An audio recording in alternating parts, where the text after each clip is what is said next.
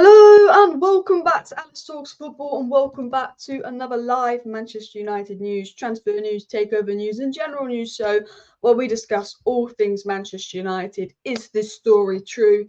Is it not true? Is it more leaks? Is it more PR? What is going on at the club? Summarising the news, there's been a few things happening, but the most interesting thing was that Manchester United had a bid accepted of 8 million to sign a brilliant young Brazilian midfielder.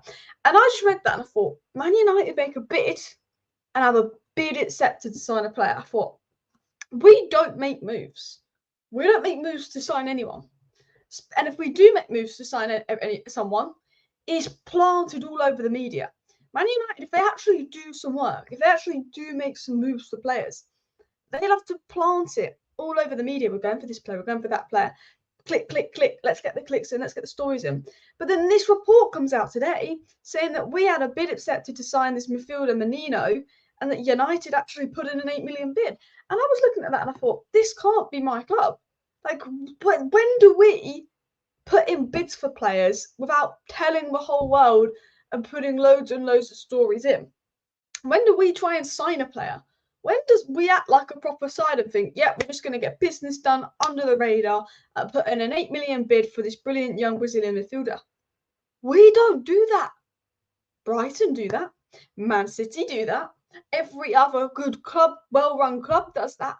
Man United, we'd be linked to this player for at least 3 months telling them, oh, we're going for him. So I don't know if I should believe this story or not, because while it's such a rogue story that I don't think someone would make this up, and he's come out of Brazil, and I know that there was an interest in this guy, and I know that we have been looking at the Brazilian market from reliable sources, I just think this is not Man United to put in a bid, to actually make an effort to sign a player, have a bid accepted, but not tell the whole media in the summer that they did this and they did that and they were working on deals. You know, it's just it's not Man United is the way I would describe it as well. The deal did collapse though. I'm just going to clarify that. Now that is very Manchester United. The deal did collapse, but let's get into this story because this is an interesting one. And then we've also got some leaks coming out on the takeover, Qatar takeover, apparently why the Glazers are delaying stuff and all that as well. But so this was the first part of the story. So Manchester United had an official 8 million bid accepted for Parma's midfielder Gabriel Minino in the summer. The deal collapsed. That is the Man United part about it. And United switched their focus on other problems areas and left the Minino signing aside. So potentially this is someone we're going to come back in for maybe in January. You know, they're saying that we actually put in a bid for him of 8 million. Like we'd actually put in a bid. Like that's the bit I don't believe. Because it took us about 4 months to make a bid for that Højlund and 4 months to make a bid for Amrabat. We actually made a bid, is what they're saying. We don't make bids. We don't make moves. This is not my club. The deal collapse bit, that's my club. You know, so they're saying United made an official offer and had a bid accepted of 8 million to sign Minino, but the deal collapsed. Now, there are reports and suggestions that United are going to go back for him in January. La-di-la, la-di-da. Now, the report ended up saying a few other things that I thought were particularly interesting as well about this player. We will dive into this player and the potential of getting him in January. Would they accept an 8 million bid in January? Will United spend any money in January? We're going to talk about that. But it was also said, and I just realised I've stopped sharing the screen here. It was also said Gabriel Minino was recommended by Manchester United's analysis department this summer and was seen as the perfect element for Ten Hag's side, but the deal again collapsed. And I think Alex makes a good comment here saying it's very much our club. We couldn't get an 8 million deal done. It is very much our club. Manchester United had an £8 million bid accepted for this brilliant young Brazilian midfielder. £8 million deal. Bid accepted, but they couldn't get it done. You know what? Alex is right. That's the most Manchester United thing. Scout a player in Brazil, put an 8 million bid in, get that £8 million bid accepted, but then still let the deal collapse. That is so us. That, you know what? That is actually so us. I mean, look, maybe United thought, yeah, we've got to focus here and there, but this is an 8 million signing. Is it really going to make much of a difference to our budget? An 8 million signing, the bid was accepted, the player would want to come. You know, but then you've basically said that we had an 8 million bid accepted for him, but we wanted to spend money elsewhere. But it's only an 8 million signing, so surely is that really going to affect the money we have to sign Højlund or Amrabat? No, it's just Maybe the Glazers wanted an extra 8 million in dividends. Maybe that's what they wanted. I'm going to take a quick drink of water because I actually want to talk about this guy, what he would bring, the potential of getting him in January, but also I want to get into some takeover stories as well. So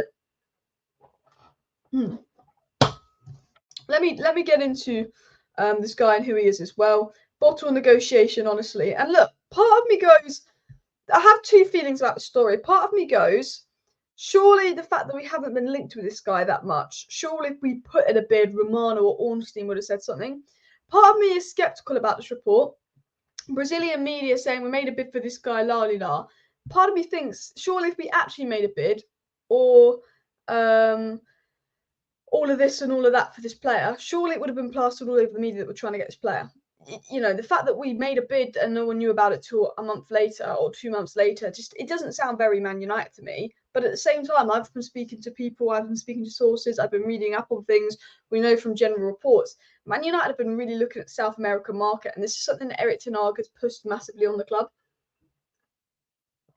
Erik ten Hag has massively pushed and sort of told the club to look at the South American market more. It's something that Ajax do for those young talents, and we know that in the last year, United have been heavily sort of scouting the South American market as well. We might be forced to target super young or domestic signings. We barely meet our homegrown quota, and most develops are leaving homegrown. Yeah, I mean, we might have to. And I tell you what, with the finances at this club, if the sale doesn't happen anytime soon, I don't think we'll have the money to actually sign proper players. We'll have to go to South America and go for these young gems, which could be a blessing in disguise, and hope that it pans out. But I want to talk about this guy because, look, I don't watch a lot of South American football. I only watch South American football if a player's linked to United. I'm like, okay, I'll do a bit of research on this player. All this player's linked to United. Like, in all honesty, Alice doesn't really watch a whole lot of South American football. But Ethan Talks, very good Twitter account, did a little bit of a summary on this player that Manchester United reportedly in for and what he would be. And then we're going to talk about the possibility of us coming from in January. And then I want to get into the takeover news because that is where the discussion is at.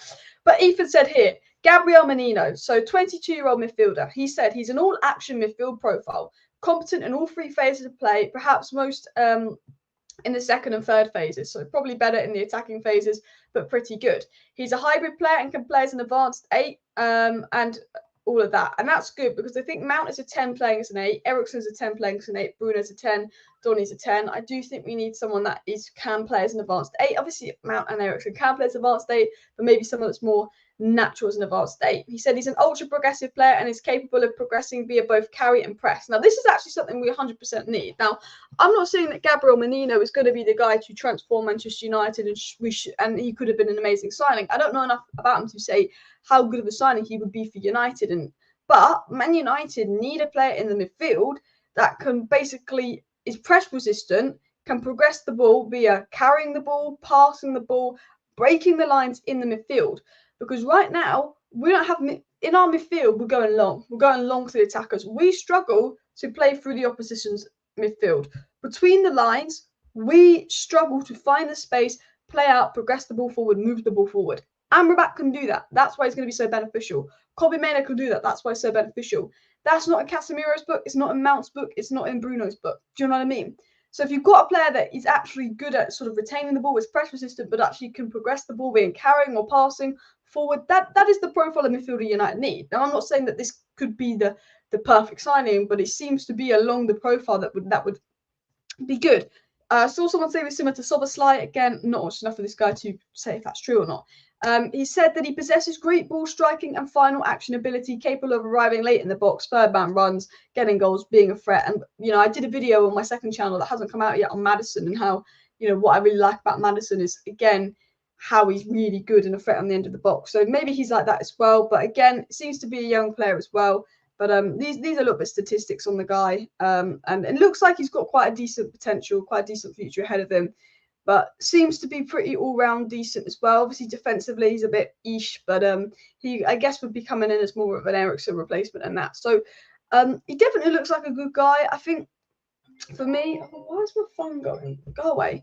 For me, I'd have to do more research on him. We made a bid for him in summer, reportedly of 8 million. We had a deal agreed with him, apparently for 8 million, bid accepted. And then United have pulled out of that in the summer. So obviously, I think the priority in January, from what I'm hearing, I'm going to be honest with you guys, is a right winger because of Sancho. And then Ten Hag's second priority is the centre-back. If there is funds in January, I think it will go right wing and centre-back, not midfielder. So I think our chances of going back for this guy in January are slim. However, it's an 8 million deal.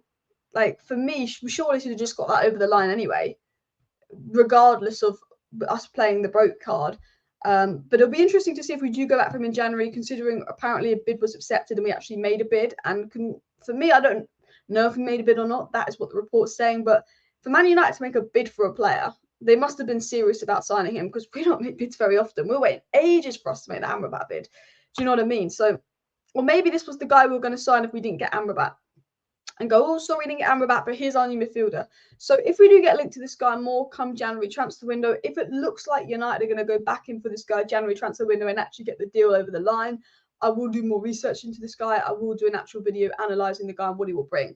I don't know a lot about the player, but if it looks like something's going to happen in January, then I will do research and I will speak about this guy a lot more. But for me, 8 million bid accepted, but doesn't look like we've got it over the line. But it'll be interesting to see if I think Romano or Ornstein or someone credible comes out to say if we put in a bid or not, because I just think surely if we'd have put in a bid for this guy, if we'd had a bid accepted to sign a player, why was it not reported in the summer? Why was it not all over the media?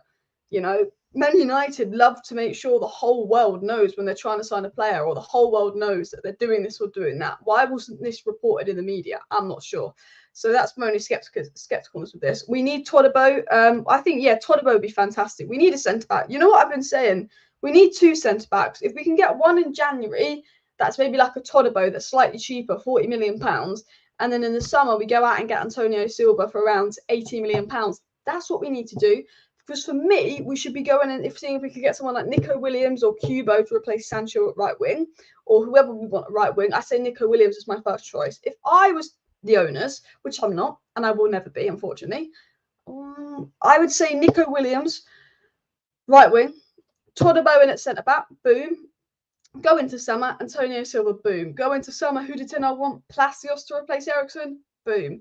Top DM to come in and take Casemiro out. I mean, I'd go all out for Tchouameni, probably won't happen, boom. Then a striker to help at Højlund, boom. Frimpong to help at our right back, boom.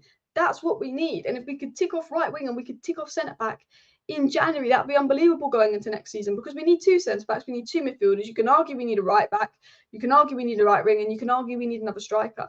And I think Todibo would be fantastic for us, but I think we're only going to get 1 centre back, because I can't see us doing anything in January, despite him being a good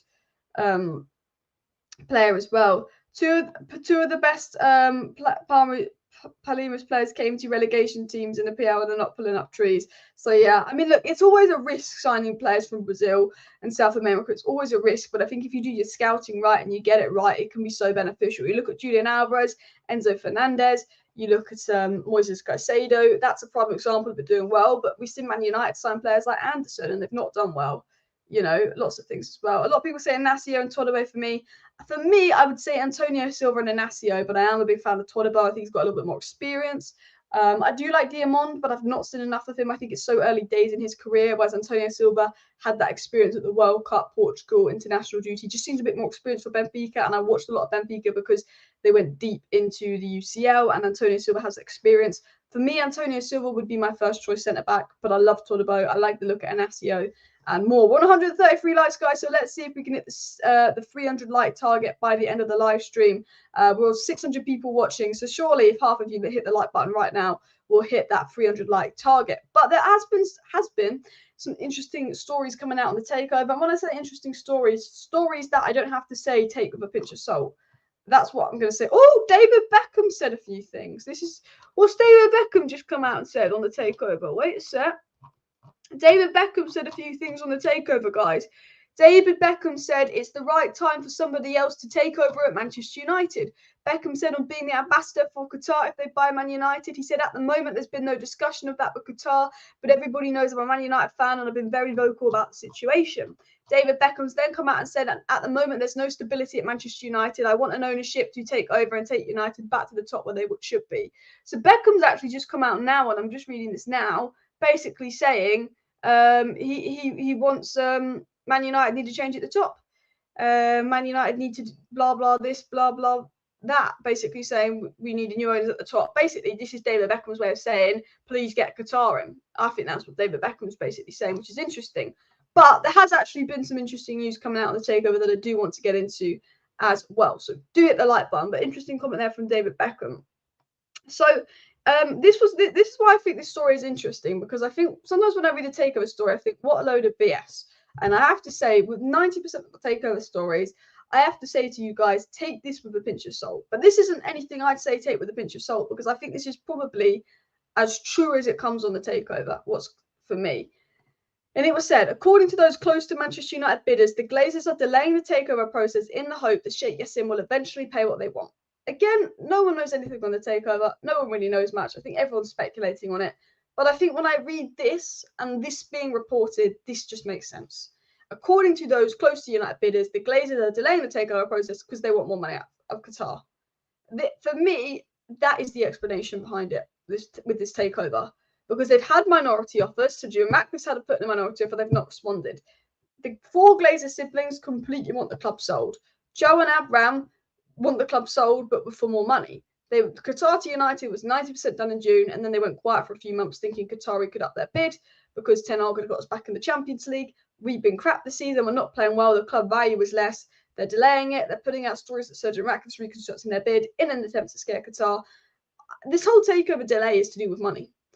We don't know a lot on the takeover. We always have to say, take that story with a pinch of salt, take this story with a pinch of salt, this, that. Whenever we talk about the takeover, we're saying, oh, you can't believe that. But what you can believe is that everything the Glazers do is about what's going to profit them the most, what's going to bring them the most money. And if someone is saying the takeover is being delayed because the Glazers want more money out of Qatar, that's what I personally believe. Because I tell you one thing about our owners, they're greedy. They love money. They are the greediest owners on the planet. So for me, yeah, 100%, if there's a delay, it's because I think the Glazers want more money out of Qatar. It was also said on the takeover, because he said a few things as well, John Smith, on caught offside, and I'm going to dive into here. He said a few other things. He said the Glazers have got arguably the biggest entity on the football planet, and if the Qataris are going to pay 5 billion, maybe they'll pay 10 billion. Maybe it's just a number they'll have to settle on 7. That's the way he's saying is the Qataris are willing to pay, I think, 5.2 billion now. The Glazers are thinking, oh, because of how big the club is, maybe they'll pay 10 billion in 2 years. Maybe they will settle on 7 billion.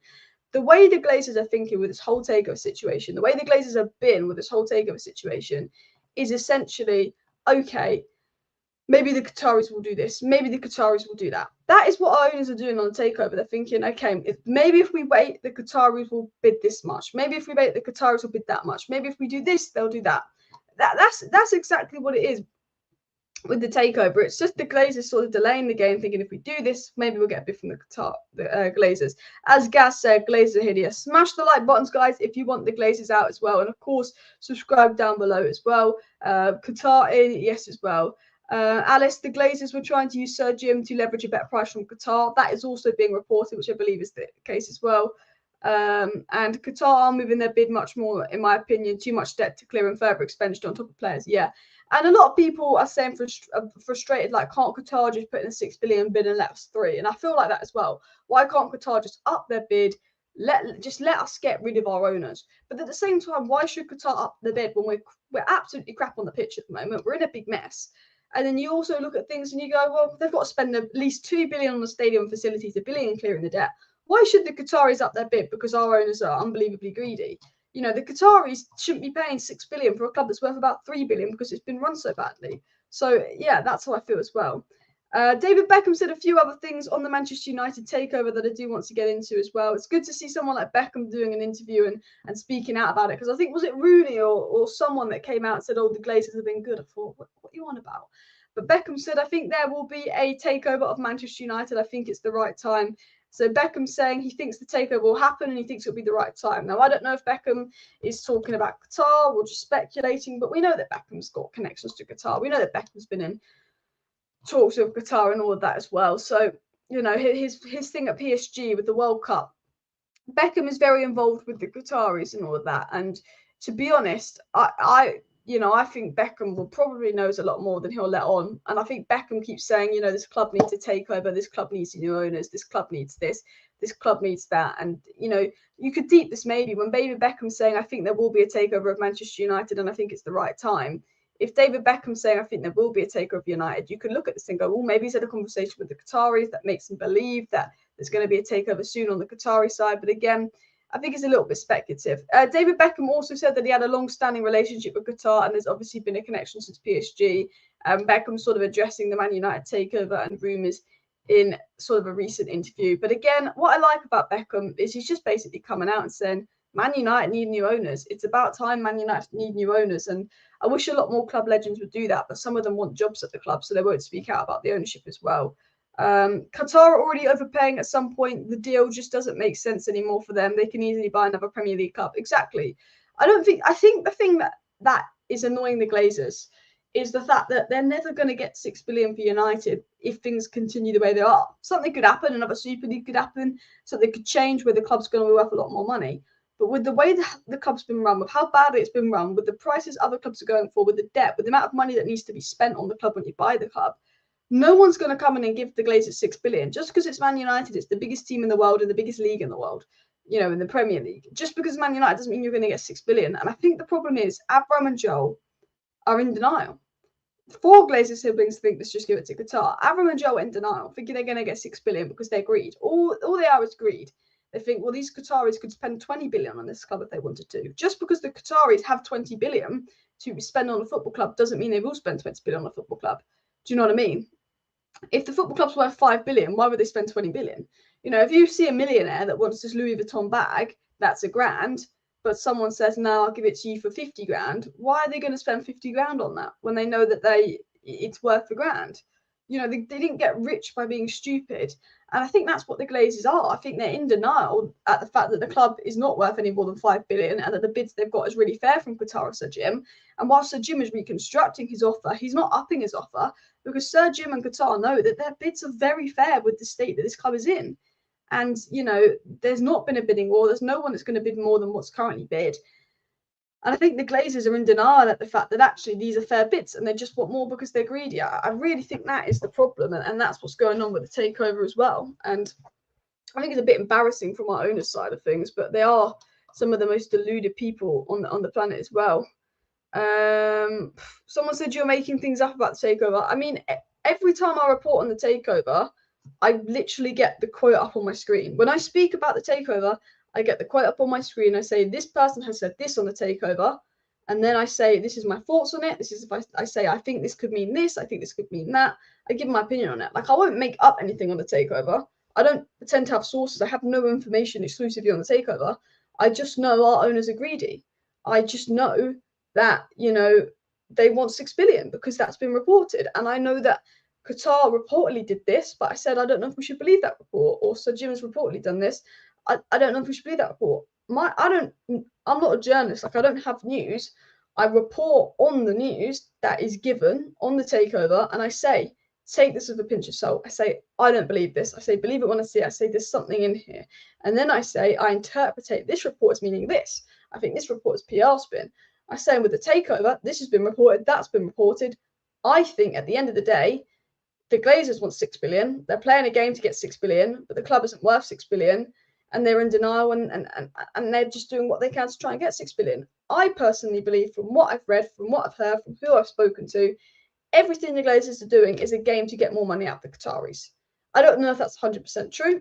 I don't have some magical source, but they just report on the news. I give my opinion, and a lot of the news I think is fake with the takeover as well. So yeah, so Jim would bring in more debt. Yeah, although I think he'll put the debt on Ineos and not United, which, but I'm at this point with Sir Jim where I'm not really going to defend him because he's willing to keep the Glazers here and give them control and power to buy the club. So he's no Manchester United fan if that's what he's willing to do. We do have a few other interesting stories coming in, not just on the takeover, but on other things as well, which is quite interesting as well. Maguire did an interview that I'm not bothered about the Maguire interview. I just think Maguire needs some PR training or something.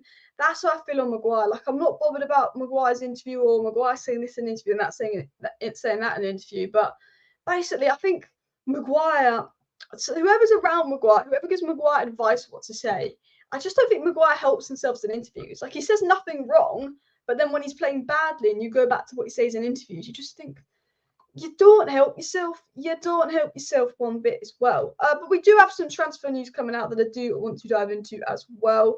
We're being held hostage by 2 Glazers. It feels like that as well. It really does. And the Glazers are just trying to get $1 billion each out of this deal. Yeah, although they only own 69% of the club as well, so they still wouldn't be able to unless they've got like 10 billion as well. But let's dive into this other story coming out. So Fabrizio Romano and Rob Dawson have said a few things about transfers and factors going on at United. It was recently said that Manchester United are keeping their options open regarding Martial's situation, his expiring contract. There has been some sources suggesting that United are not quite ready to get rid of Martial. He's on 250 grand a week. He's always injured. Let's get rid of him at the end of the season. I like Martial, but he's for the money he's on, for the injuries he has, he doesn't offer enough to validate him staying. Just because the Glazers want to be cheap and not buy another striker in the summer doesn't give us an excuse to give Martial a new contract. I like Martial. Hear me out. I've always liked Martial, but he's just not good enough anymore. His legs are gone. He's unreliable. If Man United end up giving Martial a new contract, that is because our owners do not want to buy a new striker, because we need 2 strikers. We need Højlund and we need another striker. That will be our owners refusing to buy another striker, refusing to spend the money to buy another striker, and then saying, this is what we're going to do. We're going to give Martial a 1-year extension.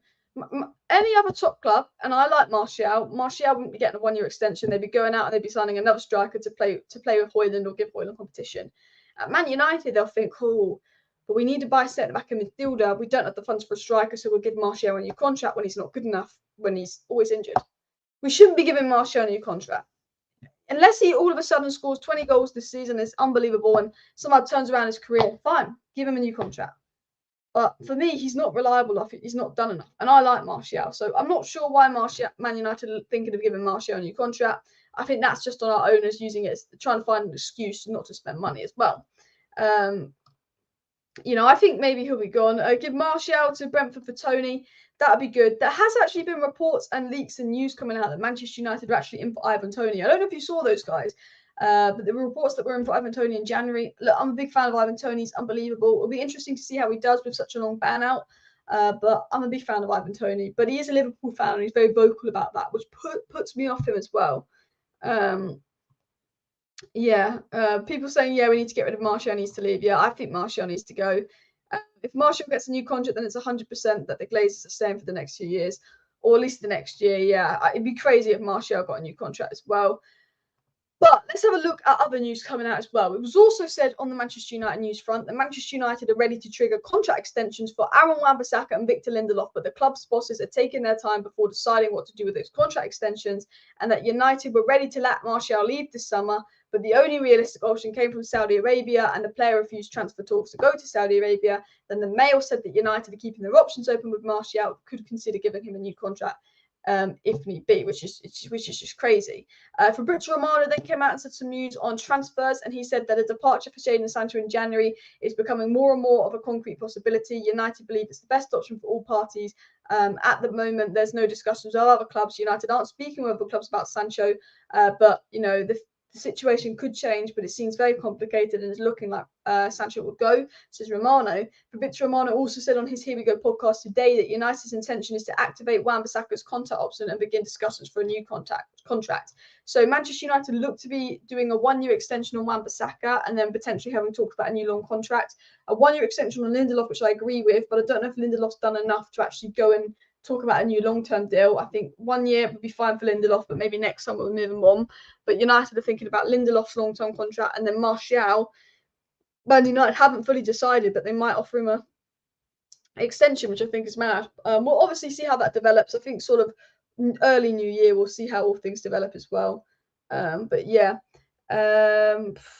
me, I think we need to make sure if a player's not good enough or in 10 long-term plans, we don't give them a new contract, and instead we go out and sign a replacement, even if it's going to cost us more money, because that's what's holding us back. But our owners don't want to do that as well.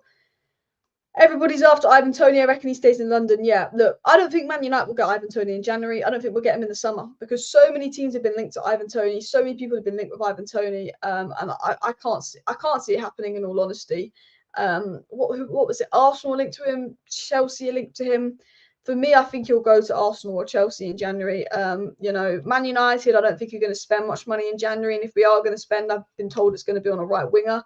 and that depends on Sancho. Maybe if we get new owners in January, if we have Qataris in by then, there's a potential. But I think with what I've been told about the January transfer window is to expect very little, unless the ownership changes or we sell someone. I know that Donny van de Beek's like to be sold in January, so I don't see us getting Ivan Toney when better run clubs and more serious clubs are in for Ivan Toney in January, who would have the money to buy him when we don't. So although I'm a big fan of Ivan Toney, I really can't see it happening. I think if we sign anyone in January, it's going to be a right winger, and I also know that Ten Hag has a strong interest in getting a centre back in as well. Been saying it for a long time. Martial's going to be a Phil Jones of strikers, either injured or invisible, but he's outlasted Rooney, Ronaldo, Robin van Persie, Cavani, and Ibra. It's crazy how long he's lasted. Look, I like Martial. I think had he not got injured, he could have been all right. He had a good first season under Van Gaal. NHS Martial was brilliant, but he's just been so unreliable. He's like Phil Jones, where he had potential, he showed good glimpses, but he is just so unreliable as well. I think Toney will land at either Chelsea or Newcastle. Yeah, Newcastle apparently were interested in Ivan Toney, but for me, I don't think Newcastle need Ivan Toney. They've got Isak, who's fantastic, one of the most complete all-round strikers, and then they've also got Callum Wilson that got 17 goals last season. Callum Wilson got the third or fourth most amount of goals in the Premier League last season as well. So yeah, it's a supply and demand issue. Clubs need homegrown talent, and there's clearly not enough of them at top level. Yeah, English players are crazy expensive, and I think United want to tick some boxes to get some English players out the way. Guys, I have to say, maybe it's just me, but I do kind of feel relieved it's the international break. I know we beat Brentford, and I normally can't stand the international break. I find it so boring, but I do think the fact that we have 2 weeks off football, but we won our last game, so we can stay positive for 2 weeks about football. And we've got that break, and that will allow people like Minino to sort of be better and more fit, and Reguilon to be more fit when we come back.